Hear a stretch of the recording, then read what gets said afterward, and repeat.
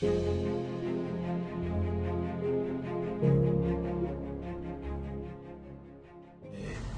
documents nécessaires pour exercer, sinon on la convertit. Ensuite, la digitalisation du commerce en question. Donc ici, on va créer une vitrine numérique professionnelle. Donc peut-être aussi soit créer un site internet avec toutes les autorisations de la DCI ou bien essayer de créer une plateforme de e-commerce. Ensuite, si la personne désire, maintenant qu'elle est légale, souhaiter avoir un financement auprès des autorités compétentes. Et la sixième étape, un suivi opérationnel et un endroit. Donc ici pour le diagnostic, la personne va reprendre une série de questions et à la fin elle aura un score. Ensuite, des formations de formalisation, audit de l'activité, choix de forme, lancement des pièces justificatifs locales, inscription au registre de commerce, DFE, ouverture de compte bancaire, le chemin pour qu'une entreprise ait tous ces. Et maintenant, voici le tableau de bord du ministère qui pourrait être développé avec toutes les données des différentes communes. Le plus bon nombre de bénéficiaires accompagnés, 85 à propos, entreprises formalisées, tout avec des coûts, des statistiques et aussi des bases de données des personnes formées avec leurs informations et leur rapport de suivi à la plateforme. Donc c'est une plateforme d'accompagnement numérique qui va permettre de digitaliser quand même un peu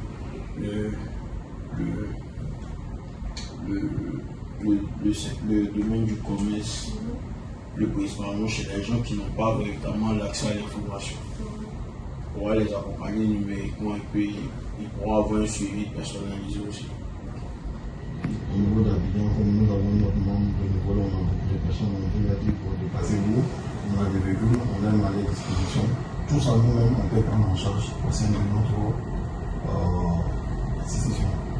Donc pour agrandir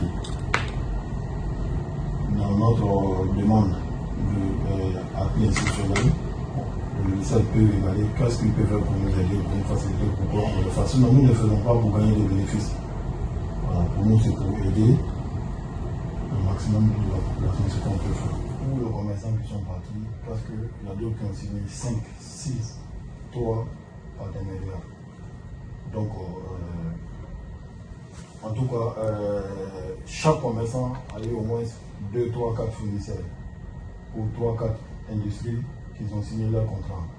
Maintenant, étant là-bas, la chambre, même aujourd'hui, peut-être que quand je vais rentrer dans mon email, chaque jour, au niveau de chambre de commerce, ils m'envoient des mails pour la survie. Nous sommes en train de faire survie. Il y a des Indiens même qui sont venus ici pour venir voir les commerçants qui sont ici. Ils ont déjà tissé leur lien de commerce. Donc ils sont en train de faire. Mais leur survie en interne, nous, on ne s'implique pas là-dedans. Mais pour faciliter la signature de contrats, des échanges, et quand nous sommes partout aussi, on a impliqué l'ambassadeur de Côte d'Ivoire au niveau des ventes.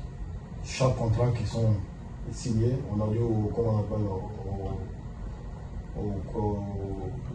au commerçant, c'est le commerçant, non, le fournisseur des Indiens, on dit de passer au niveau de l'ambassade avant de venir ici en Côte d'Ivoire.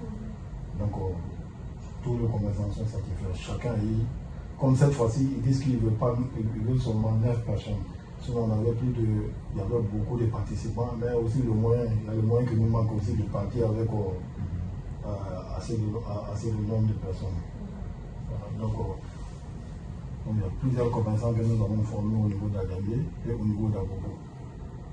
Donc, mais ces informations que nous avons faites, c'était formel. C'est pour ça que maintenant nous voulons faire une suivi. Sinon, on a fait beaucoup de formations.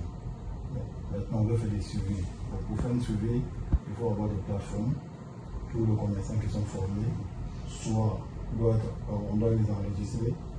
On a fait des sensibilisations aussi pour dire aux commerçants d'aller prendre leur carte de commerce. Parce qu'à un moment, il y avait la promotion, tous les commerçants devaient aller prendre leur carte de commerce. Nous avons fait beaucoup de formations. On a passé beaucoup de formations aux commerçants pour qu'ils puissent aller prendre leur carte de commerce. Mais tout ça, c'était en bénévole. Le ministère n'a pas été informé. Et nous aussi, on n'avait aucun lien entre nous et le ministère pour venir les informer pour dire voilà ce que nous avons fait. Aujourd'hui, grâce à tout ce que nous avons fait, nous voulons faire des suivis. Les commerçants que nous avons formés, les informations, les commerçants aussi qui ont reçu des informations avec nous, ceux qui ont reçu leur carte de commerce, ceux qui travaillent dans le magasin, grâce à nous, ceux qui réussissent à faire leur activité en ligne, grâce à nous, toutes ces personnes, on veut le mettre, comme on appelle aussi, une base de données. Tout le ministère a besoin qu'on leur donne. Et puis nous sommes représentés presque dans plusieurs villes nationales. Donc dans ces villes aussi, on doit aller aussi pour former les commerçants qui sont là, pour leur dire voici comment vous devez vous comporter, voici comment il faut faire ici. Sinon les gens demandaient beaucoup si le territoire, quand ils l'ont cassé, puis tu le mets. Donc on a beaucoup travaillé avec les commerçants au niveau d'Adémé pour leur dire n'allez pas sur la route, mettez-vous ici, mettez-vous ici. Donc il y a beaucoup de commerçants qui nous connaissent. Et puis l'application, c'est propagation au niveau numérique. Les choses ont évolué, donc un suivi sur la plateforme aussi fait une partie spéciale pour le ministère, puisse visualiser avec des rapports, un tableau de bord avec des statistiques des différents jeunes qui ont été formés pour pouvoir les suivre. C'est une plateforme d'accompagnement. Plateforme d'accompagnement de formation, tout est automatisé. Donc les actions que nous avons menées aussi à travers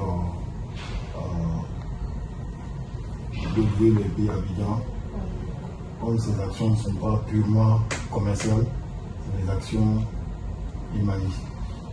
Nous avons fait don dans plusieurs centres, dans plusieurs maternités au niveau, presque dans toutes les communes d'Abidjan.